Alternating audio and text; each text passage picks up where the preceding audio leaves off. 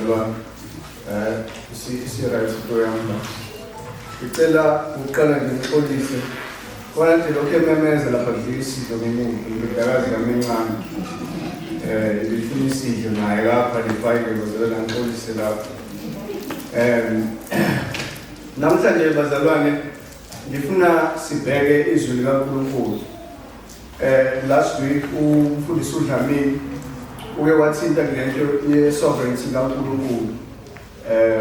Ukhosi likaNkulunkulu nokuthi uNkulunkulu uyimele nje qekelele. Akadingeki lekelelwa, menza inqumo, akadingeki umuntu azoconsulta naye. Okumenza lokho abe inkosi kwi-kingdom yakhe nobukhosi bakhe futhi kubuse ngale ukuthi kube khona umuntu ozoba nogcophe entweni yakhe ayishoyo. Amen.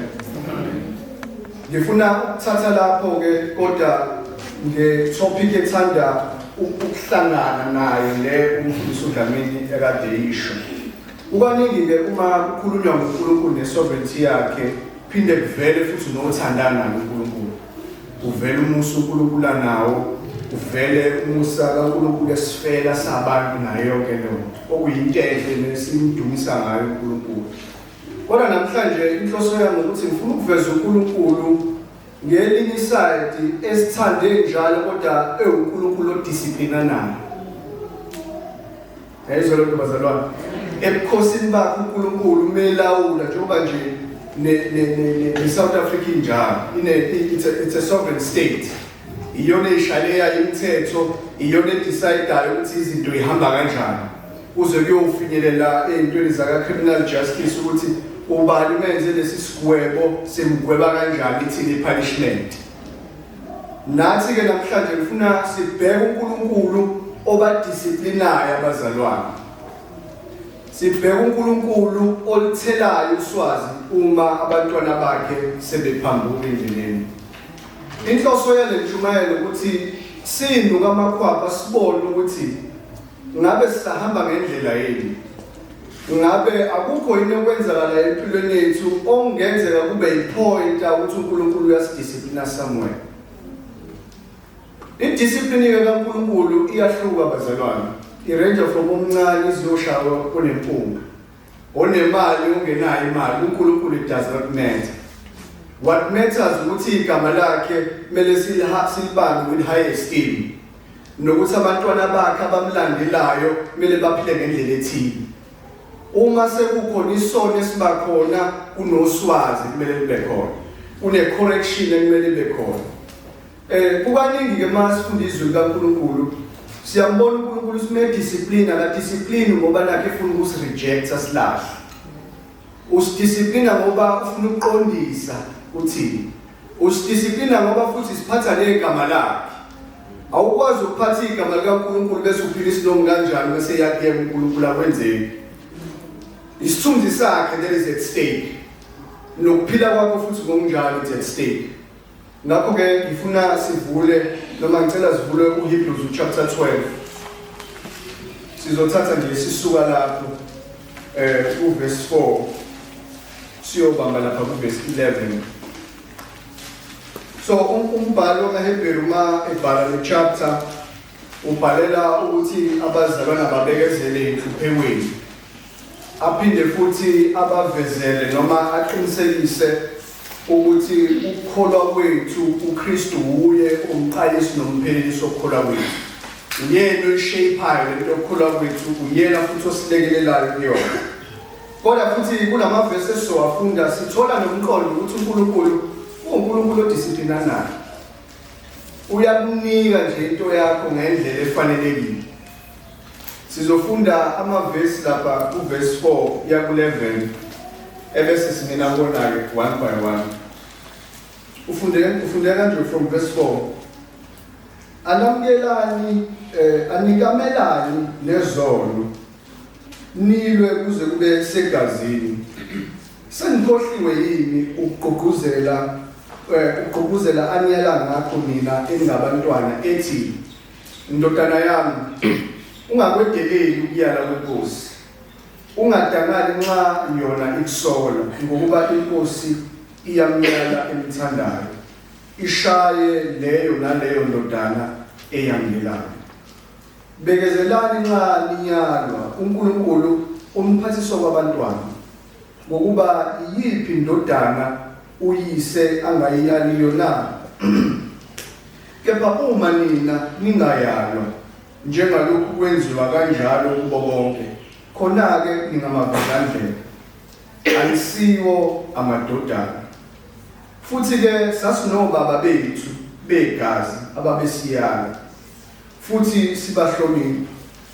Pho singemthobele ngani kakhulu uyise womoya kunobaba na? Kunobaba siphile na? Bona babesiyala okwesikhashana njengokubona kwabo, kodwa yena usiyala ukuze sisizakale sithole ukuhlanganyela ebungcweleni bakhe.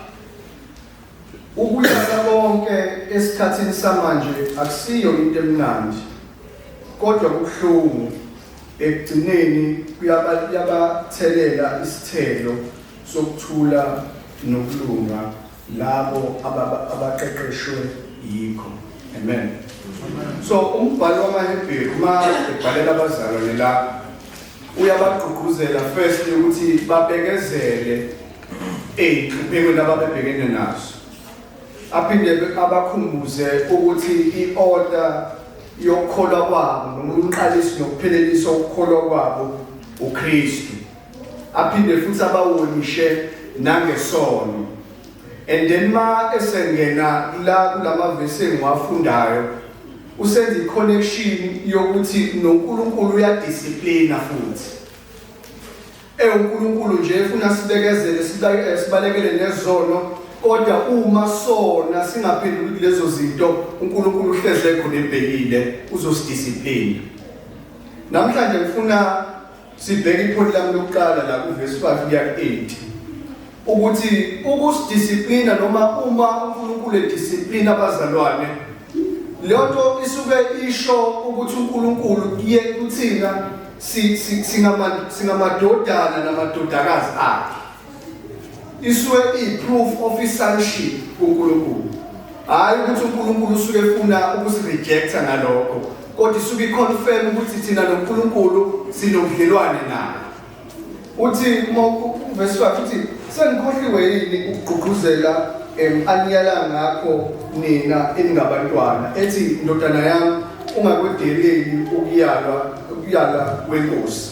Ubakhumbuza incwadi yama-Proverbs ukuthi senikhohliwe yini ukugqugquzela kwenkosi, ukuthi ma inkosi imiyala noma lokho eyaniyala ngakho ukuthi ningayideleli imiyalo yayo, yayisho ukuthi wena uhamba noNkulunkulu ulandela imiswe kaNkulunkulu. Ubakhumbuza lokuyala uNkulunkulu ayibayele ngakho equota uProverbs. Uthi senikhohliwe yini ukugqugquzela aniyala ngakho eningabantwana, ethi ndodana yami ungakwedeleli ukuyala kwenkosi, ungadangali nxa yona ikusola, ngokuba inkosi yamyala emthandayo ishaye leyo ndodana eyamukelayo.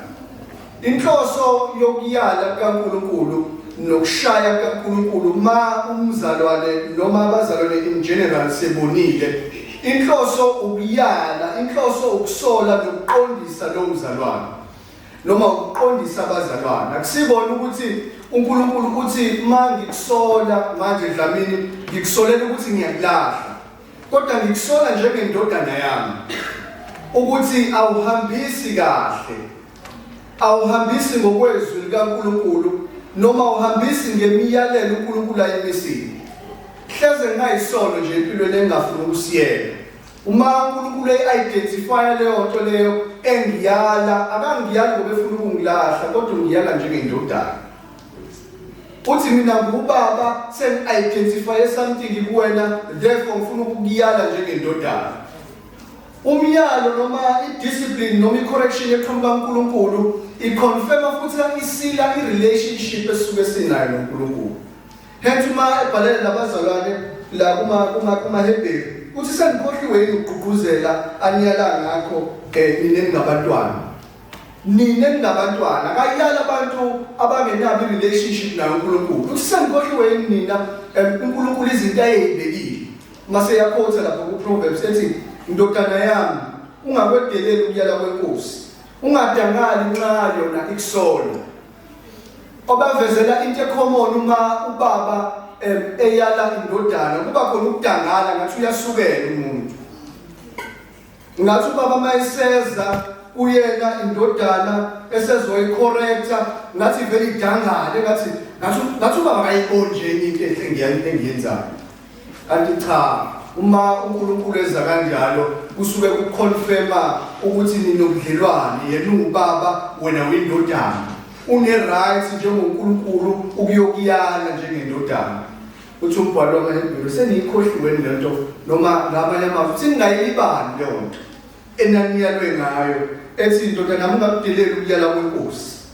uma isuka lapho uthi ungadangali nxa inkosi ikusola uma ikusola solela ngoba lokho iveza ukuthi ngubaba ngikhathazekile ngawe kunento yenzayo incorrect. Therefore mina I am stepping in as a father correcting my son. Uthi ungadangali uma inkosi ikusola. Athi ngokuba inkosi iyamyala emthandayo. Ubavezela ukuthi the reason why or the reason behind uNkulunkulu mebayale basola abantu uyala indodana ngoba uyayithanda. Akayiyali nje for the sake of uyala kungazuthi nje into edlulayo. Iveza uNkulunkulu mekukhotha uProverbs uveza uNkulunkulu uNkulunkulu onothando uNkulunkulu okhathazekayo ngestate sendodana. Uvezwa as uNkulunkulu ocorrectayo ongafuni indodana yakhe iye kuyahlweni ngoba uyamthanda lo muntu. Akamcorrecti ngenxa yokuthi uyamzonda. Ingakhetha uverse 6 ngokuba inkosi iyamyala emthandayo ishaye naleyo ndodana eyamukelayo. Which is very important lento eshiwoyo yokuthi le eyamukelayo indodana ngoba bakhona abadisciplinwayo badecide ungayamukela idiscipline. Ekhumbula example le-prodigal son. Ize yena ayifuna izinto zakhe iseceleni wayifuna izinto amsho ubaba wamnyaka no hlala kancane wangayifuni advice kababa wahamba but nonetheless mayisebuya still ubaba uyam-accepta uthi uNkulunkulu leyo ndodana engiyithandayo ngiyayishaya le yamukela i-correction yami nayo futhi iconfirma i-relationship between uNkulunkulu naye. Yebo ubaba uyamcorrecta angizoyikhohle imiyalo yakhe ngizoyamukela njengoba injalo. Ibhlungu injalo kodwa idiscipline kaNkulunkulu mayiza kuthina iza kuthina ngenxa yothando nokuthi uNkulunkulu uconfirm ukuthi sinobudlelwane naye. Ayibonge Nkosi. uNkulunkulu akadiscipline just for the sake of discipline.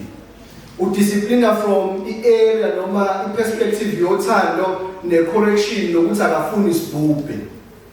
Akafuni isilahle, akafuni ukusiyekela ezonweni zethu. Khona example engifuna siyi-check-e ku-2 Samuel chapter 12.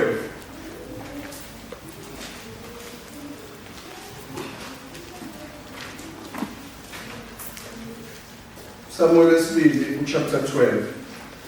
Verse 13-14. So siyayazi indaba la uDavid ulala noMa-Uriya zina kube khona ama-issues. Kodwa into engifuna siyibone noma isithombe engifuna ukuspenda kunindabazalwane ukuthi uma uDavid eseyenzile lento uNkulunkulu angamlahlanga kodwa wamdiscipline as a son. Inkosi enjalo njengoba ngichazile ukuthi idiscipline kaNkulunkulu ayingi iminyaka ayingokuceba kodwa iya nge-relationship onayo noNkulunkulu ewubaba kuwena njengendodana. Uthi kuverse 13 2 Samuel chapter 12 13-14 uDavid wathi kuNathan umprofeti lo wam-approacha ngale ndaba esenzile. Wathi ngonile simakade. uNathan wathi kuDavid usimakade usususile isono sakho awuyakufa. Noma kunjalo ke ngenxa yaleso senzo wenza ukuba izitha zikaSimakade zimhlambalaze, ngakho umntwana ozozalwa uzakufa. Idiscipline kaNkulunkulu le, iharsh le discipline. Uthi uNkulunkulu Davide ngiyasixolela isono sakho, angikureject ngaso usayindodana kimi. Kodwa ngizoyicorrecta lento oyenzile. Ngizokudisciplina ngayo lento, and idiscipline yami izoba harsh in such a way that uma Uriya uzokhulelwa lo 9 months atete kodwa ingane ngeke iphile. Ngoba njengoba ngeke ngachaza nesithunzi sikaNkulunkulu was at stake. Ukuthi bayothi mabezwa ezinye izizwe ngoIsrael nenkosi yakho nso inkosi yakho na iphatha kanje kodwa ithi ihamba noNkulunkulu obalekela amahlazo namanyala. Lawo manyala atholakala ngaphakathi uDavide unobudlelwane noNkulunkulu. uNkulunkulu sebonile uDavide wenza ukuthi Davide ngizosusa isono noma ngizosixolela isono sakho kodwa ngizokudisciplina kulento. Ngifuna usifunde isifundo ngalento ingakho masifunde indaba kaDavide ngoba uNkulunkulu uzabuza ukuthi angikunikanga yini okwanele Davide ma ubushoda bungeke ucele ngumnezele lokho. Uthi ngoba naku wena Davide usuwenze kanje ngizosusa lemihlazo ngizokuxolela kodwa mayisizalwe ngani nayi correction yami nejudgment ngiyayithatha ingane. Siyambona uDavide emva kwalokho uyazila ukudla uyakhala uzama unxusa uNkulunkulu ukuthi ashintshe idecision, but uNkulunkulu wayesenzile idecision ngoba vele ufuna ukumdisciplina izwi likaNkulunkulu nesithunzi sikaNkulunkulu negama likaNkulunkulu lihlale liphezulu naye koneni kwakhe njengendodana correctwe ngoba uNkulunkulu uyamthanda banodlelwane naye. Ayibonge Nkosi. Ngakho ke ingakho ngithi point lami lokuqala uma uNkulunkulu esidisciplina lonto isuke ifakazela ukuthi thina sinodlelwane naye uNkulunkulu. We are sons and daughters kaNkulunkulu. Ubaba kuthina singamadodana namadodakazi kuyena. Umbuzo omkhulu ke ukuthi wena empilweni yakho ngabe khona into obonayo ukuthi uNkulunkulu udisciplina kuyona, and lapho ungaphenduka kanjani o leso sono osigodlile ucathi uNkulunkulu angeke aze kudiscipline yini later on. Ake sinuka amakhwapha noma wazi mawukuthi khona okwenzakalayo noma ekudiscipline uNkulunkulu empilweni yakho, but kumele wazi ukuthi ukudisciplina ngoba uyakuthanda, ukudisciplina ngoba nobudlelwane akafuni ukuthi uye ekubhujisweni. Ayibonge Nkosi. Mayesethi uverse 7 bekezelani incane yana uNkulunkulu uniphathisa kwabantwana ngokuba yiphi indodana uyiso angayilayo na. Uthi akekho ubaba noma in short uNkulunkulu into ayishoyo ukuthi akekho ubaba onendodana noma onendodakazi awayikhathalelayo ayithanda ngayidiscipline. Umuntu ongakufuni, umuntu ongakuthandi, ongeke azakudiscipline emoyenza into wrong. Ngoba akana interest kuwena, akana interest kwi-outcome yalento yenzayo, akana ndaba basically nawe. Kodwa uNkulunkulu noma ubaba onendaba nendodakazi noma nendodana uyayifaka endleleni. Nami ngiyakwenza endlini. Nami ngiyakwenza ukho personal. Kodwa kuwuthando ngoba ngiyabona ukuthi mangimiyeka manje uyoqhubeka ngelinye ilanga. Mase sekwenzile vele kuyoba inkinga kuyena kodwa kuphelele lapho iyobuya kuthiwa kanti ubaba wakhe yena wenza njani. Naye mawuyifunda lento kwi-perspective kaNkulunkulu uthi nguNkulunkulu ongcwele msindisa umuntu ngihlele emazulwini ngifuna abaphile ngenye indlela. Mangimiyeka enza lento akuzobhubha nje umphefumulo wakhe negama lami futhi liyangcoliseka. Therefore as a father kumele discipline ngicorrect. Ngakho ke uma uNkulunkulu esenza njalo bazalwane, i-discipline akusiyo i-rejection from uNkulunkulu, but i-correction ne-confirmation yobudlelwane esuke sinayo noNkulunkulu. Iyahluka ke bazalwane indaba ye-discipline. Njengoba sibona la kuDavide, ile harsh le manje icategorize mangifunda izwi laNkulunkulu. Ile harsh le discipline la uNkulunkulu ethi ngithatha ngisho umphefumulo. khona idiscipline uNkulunkulu ashaya ngayo masona akushaye ngaphakathi uwedwa ungenamuntu uMongcwele adile nawe. Kube khona idiscipline la into yakhe ezoyiveza khona obani kodwa ke kazayivezele bonke abantu ezoyivezela umuntu oseduze nawe ngenhloso yokuthi akucorrect uNkulunkulu through lo muntu loyo. Mayibona ukuthi uNkulunkulu lento yakhe ngathi mhlawumbe iseviye noma ufuna ukuphenduka kuyona akuhlambalaze in public. Kukaningi bazalwane kwenzeka nami mangingama la phambi kwenu mangiphila impilo ephambene nezwi likaNkulunkulu one day niyozwa ngami ama-elder nejuthi yokubuya ukuthi lesa simgcobile iphelile indaba yakhe ngoba uNkulunkulu wenza njani uyadiscipline. Ingakho lithi izwi likaNkulunkulu noma loyo eseyaliwe phambi kwebandla ubone ku2 Corinthians lo owela nestepmother sakhe lithi izwi likaNkulunkulu kulungile reaffirm uthando lweni kuyena mbuyiseni. uNkulunkulu phela usemdisciplinile akamlahlile njengondodana ubefuna bone ukuduka kwakhe nina futhi enimkhiphile ninejuthi futhi yokureaffirm uthando kuyena.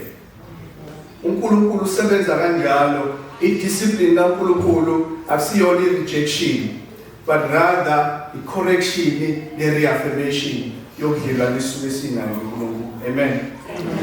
Sibuke ipoint lesibili-ke maliqhubeka uthi uverse 9 futhi-ke sasinobaba bethu begazi ababesiyala futhi sibahlonile pho singemthobele ngani kakhulu yise womoya kunobaba siphile nabo. Umbhali wenza i-example ezama ukurelate our relationship noNkulunkulu esebenzisa i-relationship yala emhlabeni. Uthi sonke at some point besinobaba futhi bebesiyala labo baba futhi labo baba besibahlonipha. Uthi leyo nhlonipho nalokho kuyala kwalo baba wasemhlabeni kade kwenza le mentality kade yenza ngayo lo baba it's the same thing uNkulunkulu ayenzayo kuthina ezamadodana namadodakazi akhe. Njoba nje sibahlonipha njengobaba ushawe ubale uphinde ubuye aphinde akuthengele ithoyizi futhi ubaba ubumhlonipha umthanda unjani ubungafinyelele estage sokuthi ubaba uyangihlukumeza kodwa ubekushaya mase kushayile mase futhi iyalunga into mina bengitshela before ngishawe lapha ekhaya futhi method ibiyodwa bekuthiwa nje khumula ibhluke ne-eye ethenge ngemali yami ngishayela lokho angingadabula ukuthi ngiyiphike lonto ngiyazi ngiyenzile ngiyamhlonipha ubaba wami wenyama ngiyamthanda ubaba wami wenyama njobe ngishaye ngidiscipline usengitshelile vele nami ngiyayazi into engishayelwa yona kodwa ekugcineni uzothi mfana wami angishaye ngoba ngakufuni ngifuna uqonde mase ngiqondile yena njengobaba uyajabula njengobaba uyanginika izipho freely and willingly ngenxa yokuthi yena ungubaba mina ngiyindodana angizange ngidangale ngishawe angizange ngisuke lapho ngivele ngithathe impahla zami ngithi ngiyahamba ngoba ngiyashawa la ekhaya ngishayiwe ngayala ngasolwa ubaba wami wasenyameni lahlala. Ingakho umbhali ethi uma sibahlonipha labo bala emhlabeni ababesiyala nabo ngaleyo ndlela kangakanani uNkulunkulu pho kangakanani lo lethi indodana yakhe wasifela singemhlonipha kakhulu yini kunalabo bala emhlabeni. Impendulo ithi kunjalo futhi kumele kube njalo. Uma sibahloniphile obaba basemhlabeni sabanika irespect obaba basemhlabeni noma biological noma ungasiyo biological irrespective of lonto kodwa uNkulunkulu kumele simhloniphe above labo obaba bethu basemhlabeni. Ingakho ethi sasinobaba pho singemthobele kakhulu yini uNkulunkulu simele ukwenza njalo bazalwane simele ukumthobela uNkulunkulu njengoba sibathobelile njengobaba bethu bala emhlabeni noma sibathobele besihlukumeza sometimes kodwa sibathobelile sangalwa nabo say understand the correction kangakanani mayisiza uNkulunkulu sithembise ukuphinda okunaphakade mayis correcta lo uNkulunkulu kungcono ucorrectwa uNkulunkulu ozokunika ukuphila okuphakathi. Ingakho lo David ade sifunda ngaye athi kungcono ukuwela esandleni sikaJehova kunokuwela esandleni somuntu. Ngoba noma ngiwela esandleni sikaNkulunkulu yizihlungu leya discipline la correction, kodwa ngiwele endaweni engcono. Ngiwele endaweni engazi kahle ukuthi ngisasafe noma ngingawela khona. Nathi bazalwane simelwe ukuthi simhloniphe kakhulu uNkulunkulu. Angisho ukuthi singabahloniphi basemhlabeni. Umbhali la uzama ukuqhathanisa eveza ukubaluleka bokuthi noma sisolwa siyalo uNkulunkulu kungcono kakhulu kuyalo la uNkulunkulu kamoya noma ubaba wethu. Ingakhethi pho singemthobele ngani kakhulu uyise womoya kunobaba siphile naye. Aveze into yokuthi siphile la wenza lento yongazi ukuthi uma umuntu engamlalela uNkulunkulu engamthobeli uNkulunkulu ufana njengongaphili fileyo, ongayamukeli i-correction kaNkulunkulu, ongafuni ukucorrectwa nokuyala nokusolwa uNkulunkulu, ufana njengomuntu ofile lowo muntu loyo. Ngoba vele bese sibonile ukuthi uNkulunkulu uyala laba abasolayo. Masifunda ngezathi siyabona ukuthi uNkulunkulu uyala laba abathanda, laba angafuni ukuyala abasiwona amadodana. Ma rejecta le discipline kaNkulunkulu, ma rejecta lezi zinto kaNkulunkulu noma ezama ukuyala kuqondise, uvela ngokusobala ukuthi hleze wena usindisiwe awunamdlelwane noNkulunkulu. Uyakwazi ukuyamukela yasemhlabeni kobaba laba abazizalayo noma kubaba wakho wayekhona, kodwa uyalwa base kuzakala enkosini. Ngenzeka futhi mhlawumbe uthi alinawo vele ubudlelwane noNkulunkulu. Ngakho ke nami ngisho kanjalo bazalwane ngithi uma sikwazi ukwamukela i-correction yobaba bethu basemhlabeni besaphila noma sebengasekho besiyala besaphila, kukhulu kangakanani uma sithobela uNkulunkulu ngoba sophila egcineni. Uma inkosi icorrecta ubone ukuthi inkosi ngishayile bona ubuhlungu, kodwa icabange lento ukuthi owasemhlabeni wakuyala yebo, kodwa kungcono kakhulu kulo uNkulunkulu uma esiyala ngoba kumele simthobele kakhulu yise okuyena osiphilo okuphakathi. And vele futhi uma esidisciplina usidisciplinele ukuthi kahle kahle kube i-benefit yethu egcineni. Ngoba ma edisciplina uzoyiqondisa inyawo. Ma uyiqondisile inyawo uzophila ubungcwele usibalekele isono. Ma ususibalekele isono wasiphila ubungcwele, ma udlula la emhlabeni uyombona futhi lo baba uyalile wakusona. Une-benefit enkulu kakhulu uma wamukela ubekezelela nokusolwa inkosi. Okwakho kunye ukumthobela uNkulunkulu wenze njengalokhu eseshilo mayekade sekuyalile wakusona. Ngalawo mazwi ngithi solekani bazalwane.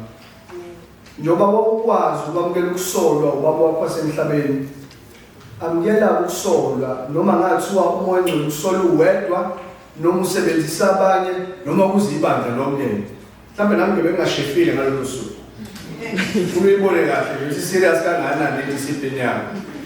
Kodwa inhloso nqambinye ukuthi ungabhubhi, uphile ube nakho ucicine uze uyofinyelela ngale kwethu. Ngakho ke uma samukela ukusolwa obaba basemnyameni, asamukele phela ukusolwa nawo baba wethu sezulwini. Uyakusola phela uNkulunkulu la ngomunye umzalwane. Musukulwa nomzalwane. Kade ngakubona ukuthi angifuni. Wangisukela nje ngalento. All of a sudden, sensalo magama. All of a sudden nje. Out of the blue wena uvela ukuthi ngalento. Inkosi iyakusola usuyalo. Usuka defensive. Akuyale nangezwi uhleli lapha.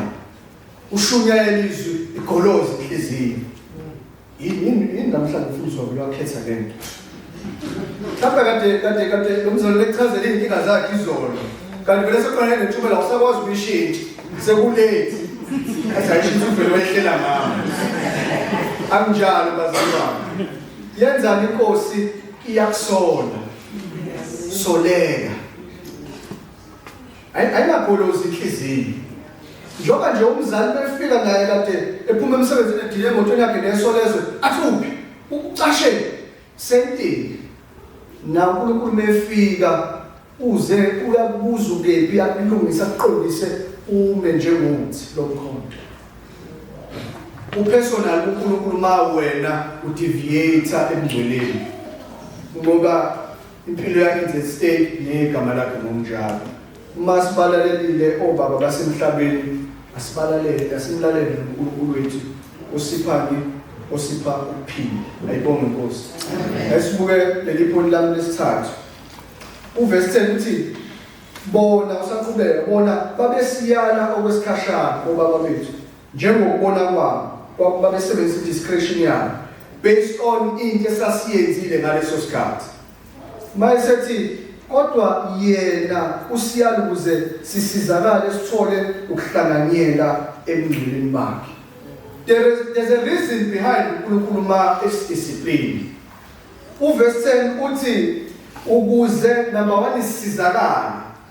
Number 2 mase sibanjani sithole ukuhlanganyela emngcweleni bakhe uNkulunkulu. Ma uNkulunkulu esiyala igoal yakhe ukuthi sisizakale sikwazi ukuhamba ngokungcwele phambi kwakhe. Akasiyali nje just uNkulunkulu njengoba ngichazile. Usiyala ngoba kunjani bazalwane ufuna sihlanganyele naye sisizakale futhi. Asibuke lapha enye example ku-Acts chapter 5.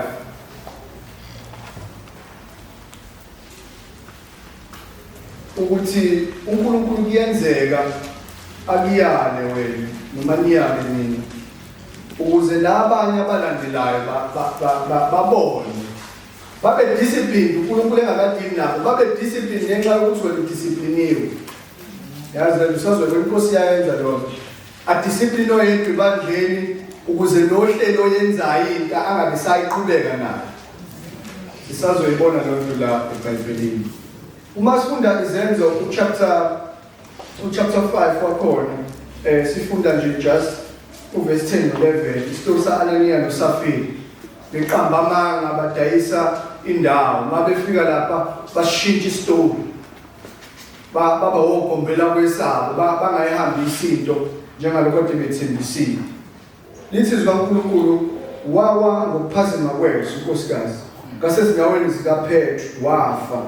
Izinsizwa zangena zamfumana efile zamkhiphela phandle zamngcwaba nomyeni wakhe.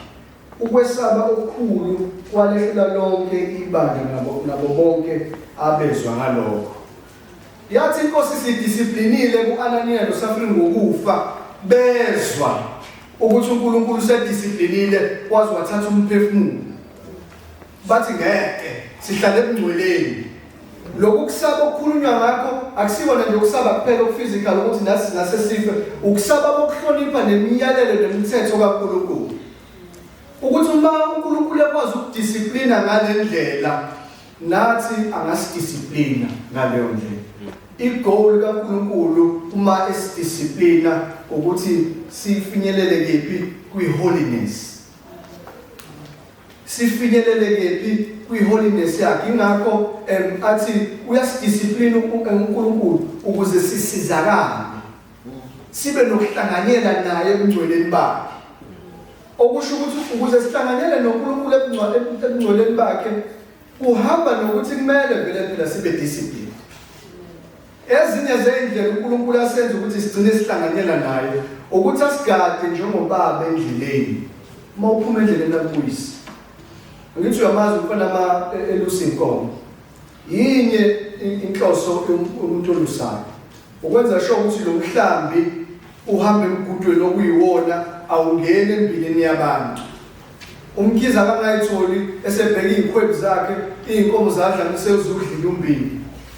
Kodwa vele inhloso yomfana njengoba eqhuba lezi inkomo ziyapi ziye emadlelweni. La izofika iphumule khona kahle. Zidle zonke zenze zonke into eziyenzayo. Kanjalo nathi inkosi mayisidiscipline sela ukuze phela sihlanganyele emngcweleni bakhe noma sesingale.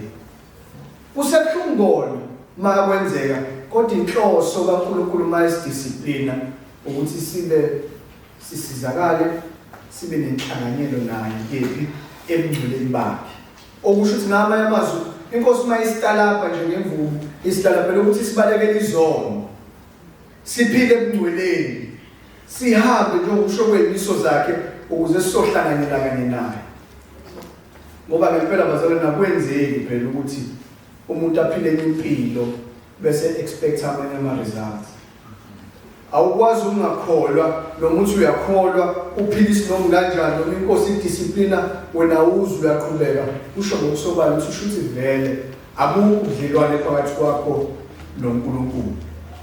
Nami ngiyaqhubuzela-ke bazalwane ukuthi uma inkosi siyala njengoba usho uverse 10 ukuthi obaba bethu babesiyala kwesikhashana ngendlela ababebona ngayo ukuthi okay nami lo kade ngimkhuzi ugxuma la bosofa uzosidalela bosofa i-right leyo ukuthi ngimuthi nje kancane ngophaka indlela emjaja ngayo based on isenzo sakhe isinike i-idea engazuthi nayo uNkulunkulu onjalo uyakhuza ufuni ukuphenduka bese dila nawe akudiscipline akuqale ngaphakathi akukhuza umoya engcwele ungalaleli so hamba ngokungcwele ndoda ugoloze abuye eze ngomfundisi enkonzweni ezoyishumayelele ugoloze alimisuka lapho avela kubamba umfundisi la imono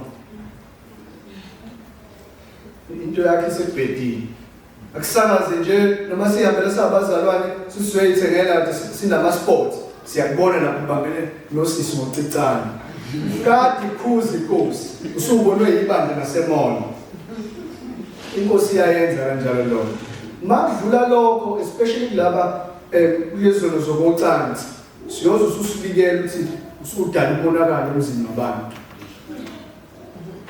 mhlawumbe uyahlabelela angisho insizwa mhlawumbe uyahlabelela usudala umonakalo emzini wabantu usulimaza nebandla sekumele sikukhiphe-ke manje sithola omunye ozokureplace ukuze sizozama ukuthi phela sihlabelele kahle singenza ukuthi siyashona lesi sono sakhe silimazi wena kuphela nabanye abantu nebandla liyalimala mase sikubamba ngediscipline akukho personal kodwa futhi ku-personal ngoba sifuna ukuba nawe kephi ezulwini ingakho lithi izwi likaNkulunkulu bona babesiyala kwesikhashana njengokubona kwabo kodwa yena usiyala ukuze sisizakale sithole ukuhlanganyela ebungcweleni bakhe.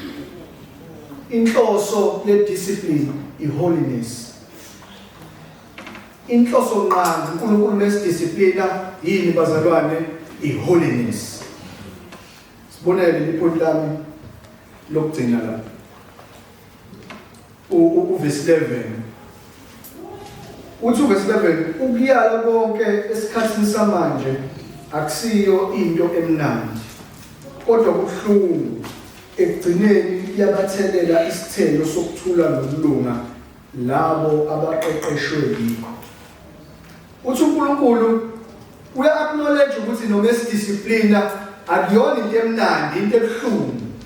Ingakho lingaphezulu ngesikhathi evula umbhalo wamaHebheru uthi uma inkosi ikuyala ungadangala ngoba vele ubuhlungu uba discourage ubuhlungu ethi ngathi ngiyafunda one way kanti inkosi izongixolela nini. Uthi uNkulunkulu yebo ubuhlungu kwesikhashana bekezelela lokho buhlungu lobo ngoba in future uzoripha ama-benefits. In future uzohlanganyela kanye naye phela uNkulunkulu ekugcweleni. In future soba nawe ezulwini. Sizoba sonke ndawonye siyibonge inkosi. Asazi noma bokhunjuziswana kodwa nami ngokukhunjuza yaqala inkosi nabusula. Ngiyibonga inkosi. Maye inkosi yomnyama nayo yethu bakhona engobaqalazi. Manje siyayibonga inkosi. Kodwa inhloso nqangi bazalwane ye-discipline kuNkulunkulu. Uthi uNkulunkulu yebo kubuhlungu manje. Yebo kuyazwela manje. Kodwa inhloso nqangi ukwenza bazalwane ukuthi in future sibe nayo uNkulunkulu. Singalahlwa. Singayi kubujisweni. uNkulunkulu sidisciplina ngobani? Uyasithanda. Uyakhumbula futhi ukuthi idiscipline kaNkulunkulu kade ngithatha isevere idiscipline kaNkulunkulu. U1 Corinthians chapter 11 bedlala ngesidlo senkosi. Uzuthi uPaul abanye sebelele la ngine esho sebefile. Abanye bayagula ngoba bedlala ngesidlo senkosi. yasenkosi yaniyala ngalokho yakhipha ne-judgment. Inkosi ikhona i-judgment enjalo. Yebo kubuhlungu, mhlawumbe khona usegula, mhlawumbe akapholi noma kuthatha isikhathi eside, kubuhlungu kwamanje. Kodwa later on uNkulunkulu uzokwenza njani? Uzosibusisa ngalokho, sizobe sisezulwini naye. Ngoba sesizakele ngediscipline uNkulunkulu asinika yona. Asibuke ipholi lami lokugcina ke ngivala ngalo. U1 Timothy chapter 5. Ezinye zeindlela lezi akhe ngikhuluma ngazo ukuthi uNkulunkulu uyayidisciplina nangale ndlela. U1 Timothy chapter 5 verse 20 wakhona. uPaul fanele ukulokhuza uTimothy la verse 20 uthi labo abonayo basole phambi kwabo bonke ukuze nabanye besabe. uNkulunkulu uyayenza lento discipline in public, discipline phambi kwebandla for the sake of abanye abahleli phansi. Inkosi ngibula ibheshu sho njalo kaZulu, so ngibula ibheshu. Angibula ibheshu phambi kwebandla, saziwe isono sakho, udiscipline phambi kwebandla, yize ngeke ulahlwe, kodwa leyo discipline isiyosiza abanye abahleli phansi. Sebezobenefita ngokuthi wena udiscipliniwe. Inkosi iyakwazi ukuthi discipline oyedwa in public for the sake of abanye. Kanjalo nathi sabefundisa inkosi yasidiscipline njengoba ngichazile. Umdala umncane umfundisi usiyena uyadiscipline uNkulunkulu. My discipline abefundisi iwarning kulabo abahola amabandla. Abakulezo zinto abangafuni ukuphenduka kuzona. Uthi uNkulunkulu ubona phendukana. Through Dlamini njengoba sengimexposile. Ngokufa koyedwa kusizakala abaningi. Ayibonge Nkosi. Umbuzo omkhulu engikushiya nawo ke namhlanje ukuthi njengoba ungaphenduki nje ufuna ukuze usolwe yini in public. Njengoba ungaphenduki leso sono sakho ufuna size nathi sisasonke yini. Njengoba ulwa nabazalwane bebe attenda privately. Ulwa nabo uzobablock eWhatsApp. Ufuna size sisimbule yini isono noma uNkulunkulu asimbule isono sakhe in public. Phenduka namhlanje kulento yenzayo ngekho right. Uma ungaphenduki ophela uDisemba inkosi simbulile ngizothandaza. Ophela uDisemba esekudisciplinini. Nakhona bazalwane nathi masikwenza ezama-elder akumnandi ukudiscipline omunye umzalwane. Akumnandi ukuthi umzalwane ngeke usaparticipate manje. Especially uma nibona igalelo lalo mzalwane loyo akumnandi. Kodwa ngenxa yokuthi sineduty ne-oath esayithatha phambi kaNkulunkulu ukuthi sizohola ibandla ngokuthembeka, simele ukwenza lokho. Ngoba nathi masingakwenza izongena idiscipline. Ukuthi nawe ngiyadiscipline ukuthi awabadiscipline laba abanye. Ngakho-ke awuyinduka abakhwapha uyibuze lo mbuzo ukuthi ufuna inkosi izidiscipline in public yini? Vele ngiyazi siqalile yakudiscipline ngaphakathi. Akuphelele lapho. Phenduka mase isisolile inkosi ikuyazi. Ingakho lithi izwi kaNkulunkulu linjani liyaphila futhi lisiya ngaphezulu kwenkemba enjani esiyanhlangothi zombili. Lithi futhi lilungele ukuyala nokusola nokuqondisa endleleni yomuntu kaNkulunkulu. Inhloso ngqambi kaNkulunkulu bazalwane ukuthi asiyale aconfirm ukuthi ngempela sinobudlelwane naye. Bese futhi siyasizakala ekugcineni ukuthi singaphuthiswa. Ayibonge Nkosi. Asibe abantu abaphendukayo ezonweni singaze silindele inkemba kaSimakade ezosidisciplina ngendlela ebuhlungu. Amen. Sicela sithandazele.